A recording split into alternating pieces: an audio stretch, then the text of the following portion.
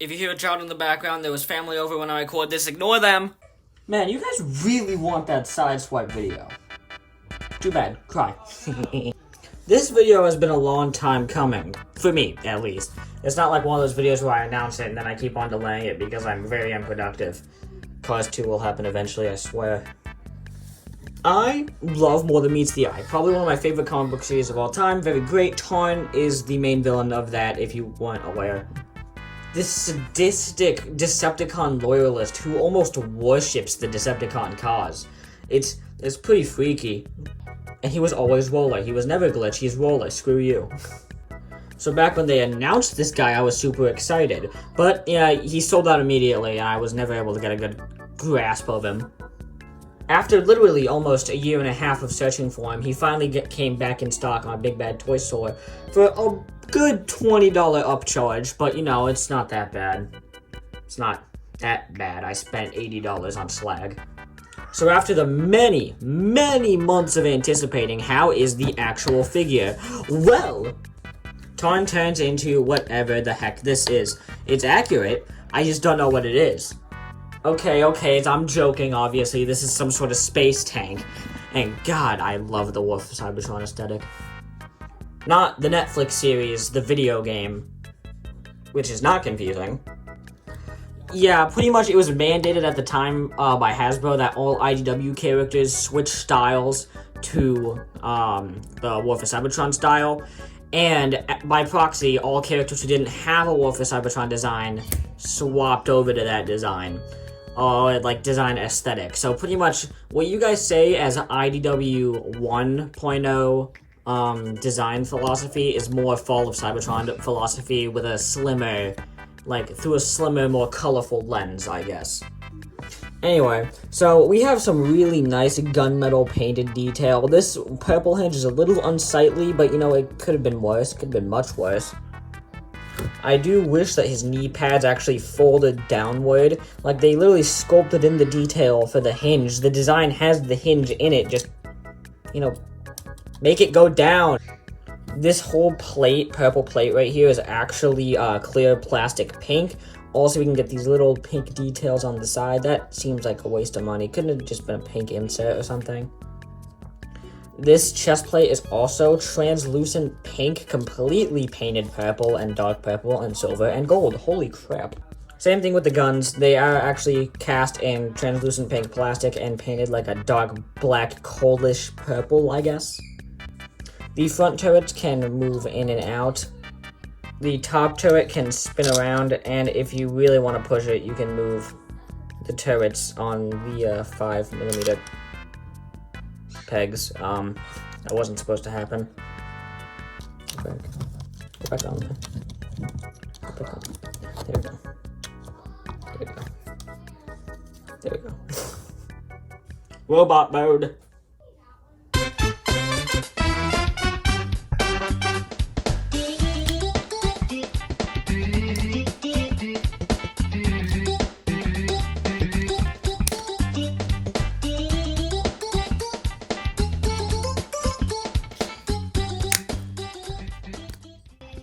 Yep, that's a completed robot mode right there.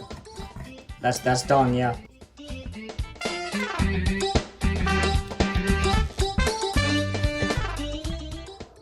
Now this part's a little tricky because you gotta move the chest plate down while moving these treads up while also pushing the head up. So, you know, it takes a little finagling, but you know, it is ultimately not too difficult. No.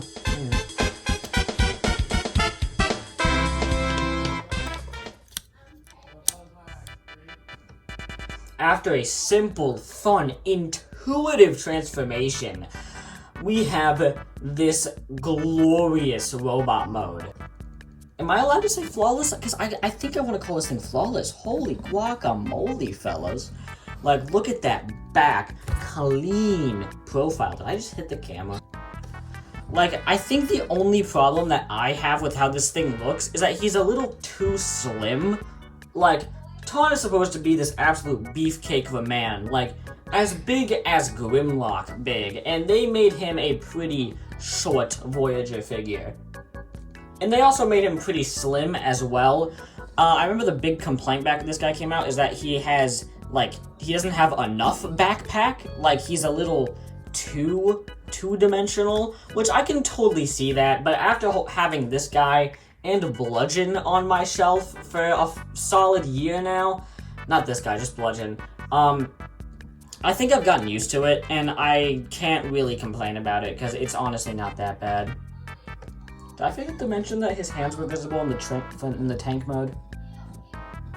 Nah, it's fine. Anyway, what is a king without his weaponry? That did not make sense. If we take off these two cannons, we get two different Energon blasts, which he can dual wield. Not the tightest fit, though. Oh god, I gotta get that now. Or using the peg on either end and the cannon's tips, which are blast effect compatible and 5mm compatible, you can combine them to form a massive turret / sniper thingy, which looks pretty sweet. What the hell is Evo Fusion? That's stupid. And using his posable fingers, I know I said it, but we're not quite there yet. You can slide his thumb into the waffling of the cannon, and then have his hand grip around it, and have him just kind of hold it. That's all. But come on, we all know what these are for. Take this thing, and plug in the two guns. I'm gonna peg it onto either one of these 5mm pegs, and bada bing, bada boom. I mean, I guess that works. How is he supposed to use the double fusion cannon if his arm is too stumpy to even use it? Well, you can use this incredibly loose shifting plate, which can then plug into that, I guess, but then you can't bend the elbow without it doing that. Maybe you can move it down one more, and yeah, that works, but that looks a lot uglier. Here's what I do. I have this main block so that the two horizontal tabs are on the same end as this 5mm port. Then I peg the turrets on backwards like that. Then you can peg it into either one of these 5mm ports, and then it works significantly better. You can get that nice elbow bend while also being able to have him wield the double fusion cannon. Which, ain't that lovely? That's not the only problem with the double fusion cannon arm, though. Out of the box, this arm right here was incredibly loose. In fact, I actually had to go in there and super glue up that little joint. Just put a dab of super glue, kept moving it before it solidified. You know, pulling the old jobby, if you know what I'm saying.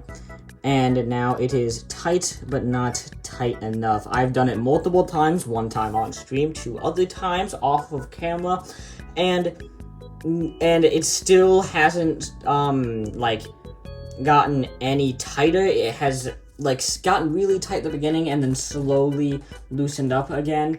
I can't really find a way to keep it consistently tight. If anyone has a way, maybe I'll use dish soap. I heard that doesn't work though, so I don't know. But that's probably just a quality control problem on my end. So I kind of skipped this part to move directly into other things. But the painted detail and the translucent tummy sparkles look great. This is the type of chalky paint that doesn't chip easily. It's more premium than that. Love it. I love the gold accents there. I love the silver toesy woesies. Honestly, the painted deco is perfection. Also, they did shrink his feet a little bit, which, actually a lot of it, love it. That's the one problem I have with the original Tarn design. He has the biggest feet I have ever seen on a Transformer. So I'm very glad they shrunk them for this figure. Also, the head sculpt is immaculate. Looks just like how he does in the comics. Though I do think that the mask is a little flat. Maybe they could have made it a little more 3-dimensional, like the Muscle Bear figure. It's just a stupid name. But while we are at the head, no, the mask does not come off, but also this thing has the most pitiful light piping I have ever seen in my life. Like, here, let's just get this. I'm gonna grab. Where's my phone? Where's my phone?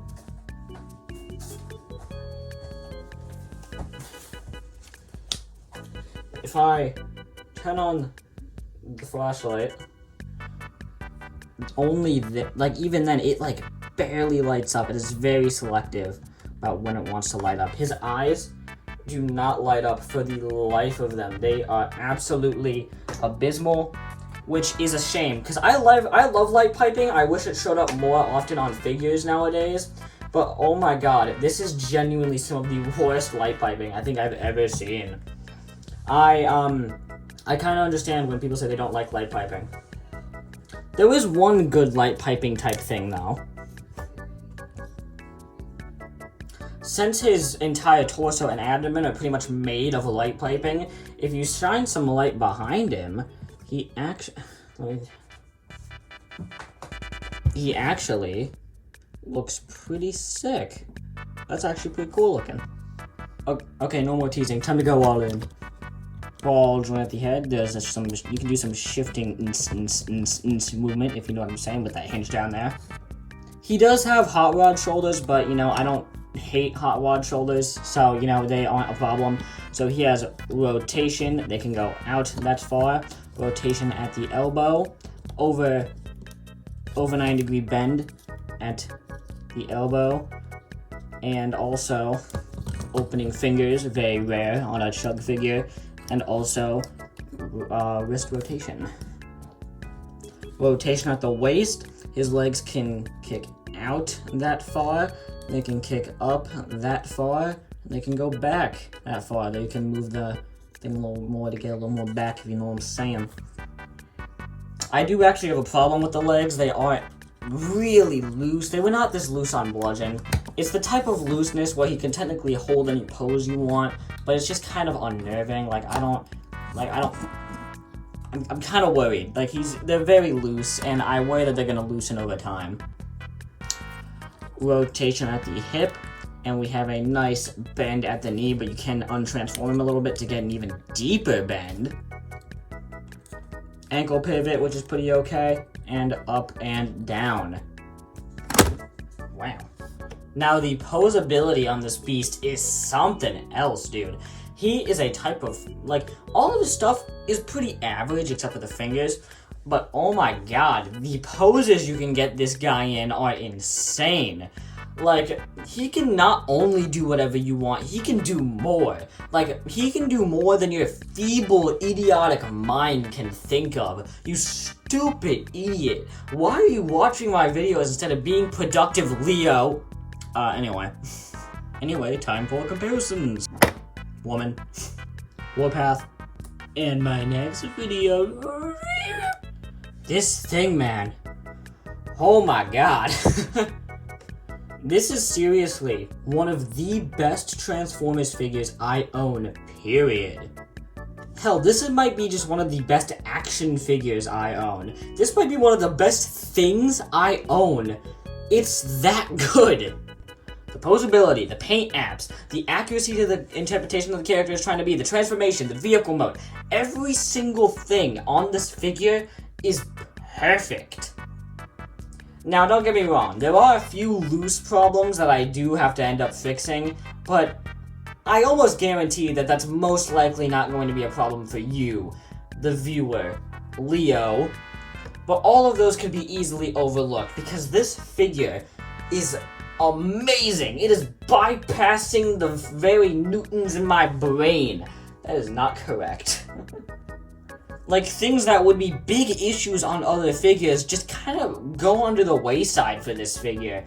And I don't know why. It just does. They just kind of they go under this water under the bridge, you know? It's like that. I love this figure amazingly.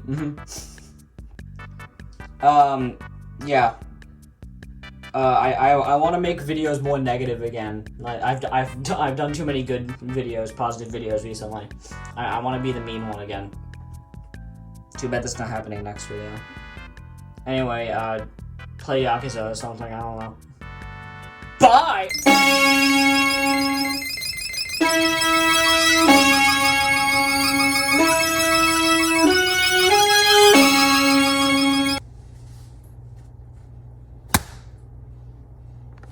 Wow.